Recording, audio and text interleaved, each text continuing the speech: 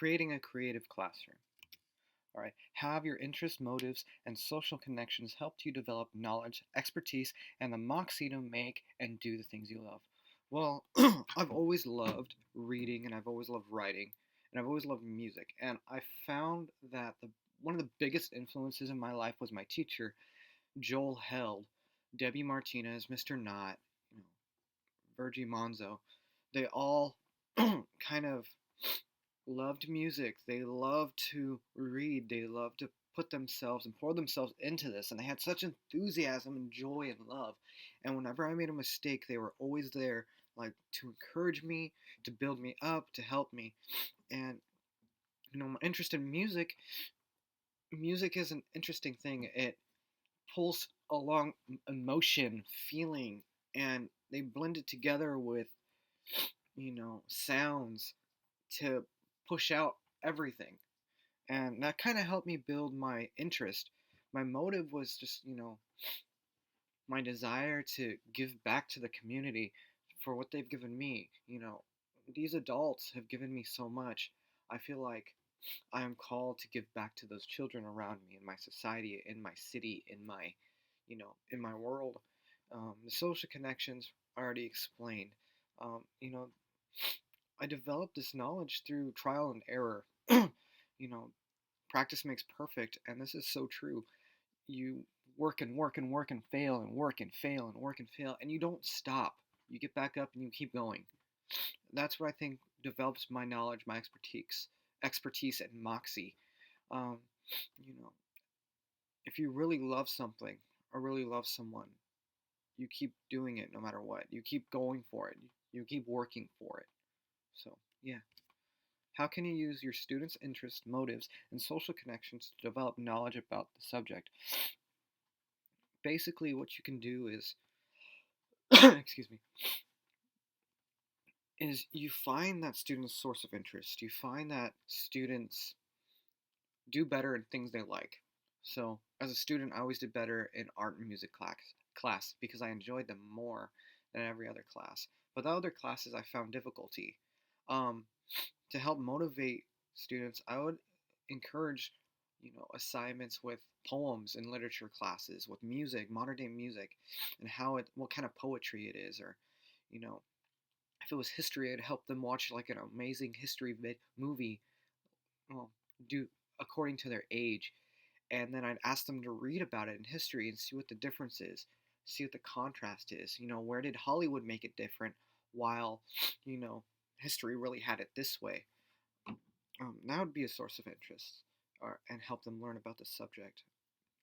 Um, I would use the modern day election in government class, and I asked them like, how did Trump do so well? What was one of the contributing factors? And one of the answers would be Twitter. He was on Twitter always shouting out to people, always saying thank you for your votes. Um, that's what separated him and Hillary. What other like social media really kind of boost knowledge and economics and education these days because so many people use it. We can use it to our advantage as teachers. We can incorporate it into our lessons.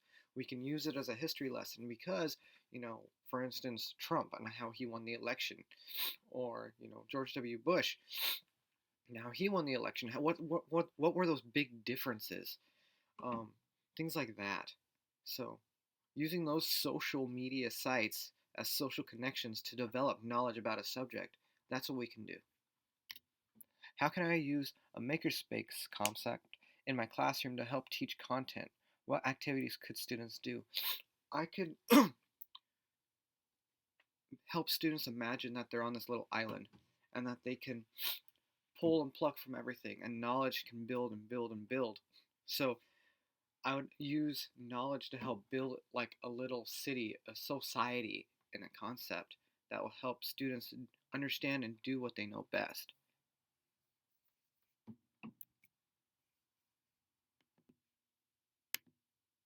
We need to find out where students' interests are, going back to makerspace, and and contribute to that. If a student loves math, we gotta build that up. We can't just ignore that. A student does better in a subject that he loves or she loves. So we need to attack that, for lack of better words. We need to contribute to the growth of these students in subjects that they like and then incorporate it to other subjects. So that's how I feel like we can do better for our students in a makerspace concept. How do we intentionally foster independence, risk taking, and perseverance in all our students' learning and behavior? A student will go through trial and error. Every student will. And to foster independence is we stand there and we encourage them, but we do not do the work for them. They essentially they have to take a leap of faith. They may be looking back at us to see if they've gotten the right answer, and we say, "What do you think?" That kind of gives them the feel like, "Do I know the question? Do I know the answer? Why isn't the teacher telling me yes or no? Am I right or wrong? I'll have to look." That'll encourage the student to keep going, to keep looking. And if you see the student getting lost, you just kind of put him back in his place. You kind of, you know, redirect him back in the correct direction. Don't let him go awry. Don't let him go askew off the path of correctiveness. Help him, encourage him, build him up without giving him the answers. And if a student starts to get frustrated, you kind of need to talk to them. You need to talk to them and explain that, you know, things are frustrating when they're new. It's difficult to adjust to new things. However, once you get comfortable, you can do anything. Really. I remember, for instance, when I was a child, the most difficult thing I had was math. I couldn't do it. Algebra was so stinking hard. Why did we need to incorporate the alphabet into numbers? They don't mingle. I've never heard of that concept. By the time I reached senior year of high school, I was one of the top people in my class. I did so well that I, you know, can do a math problem in my head without writing any work because I just kept going and going and going. And my teacher didn't stand there and correct me every single time I made a mistake. The teacher directed me. The teacher helped me understand.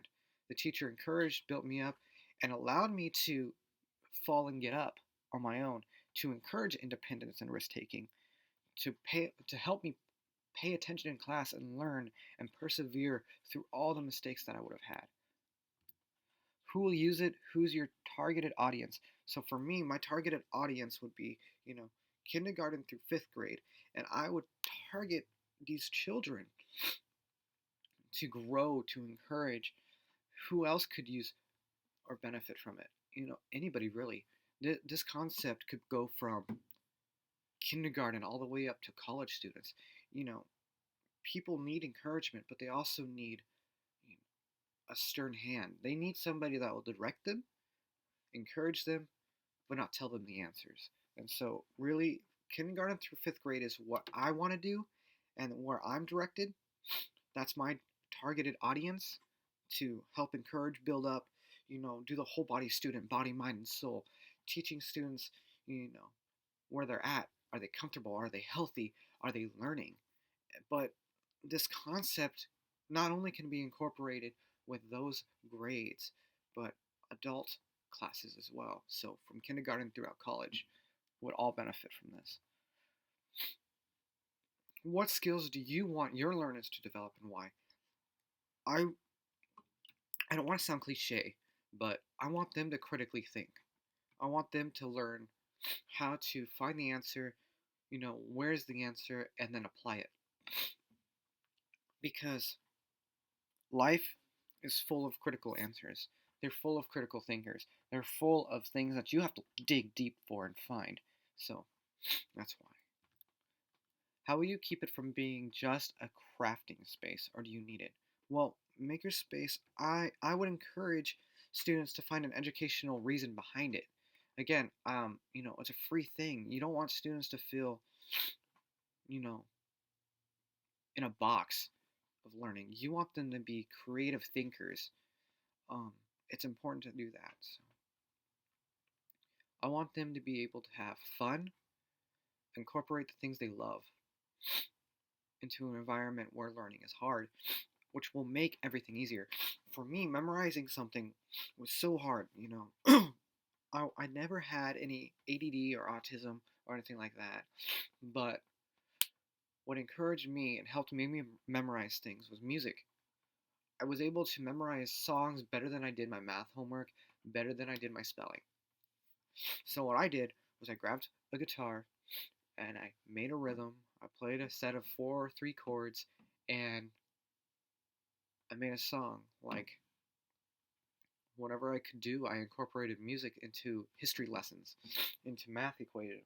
It helped me retain all the information that I was gathering and apply it. So it's important to use a crafting space in an educational manner. What will you do for the kids who are amazing at making? Encourage it.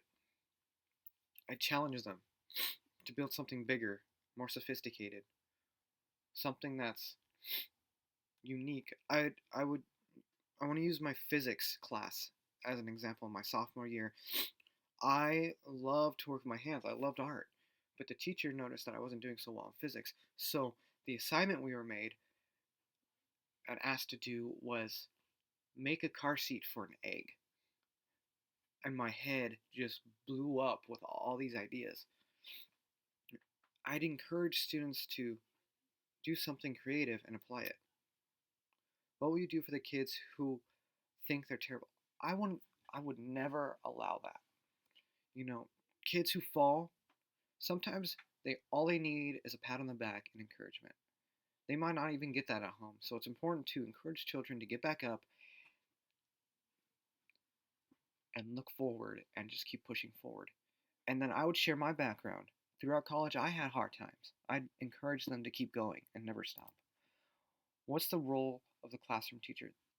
Instruct, guide, and teach. Instruct and teach are different. Teachers, they stand up there and they slap the board. This is what you do, this is what you do, this is what you do. Instructors, they walk to each student, they talk to each student. You know, teachers are for the classroom, but instructors, they could be for anything. So, you talk to those students. You can instruct them in their life. You can instruct them on how to be emotionally behaved. So those are important. They guide. They in a way they shepherd a flock of children. That's the best way I could say it. A shepherd pulls the sheep back into the lion, pulls back into the group when it gets lost.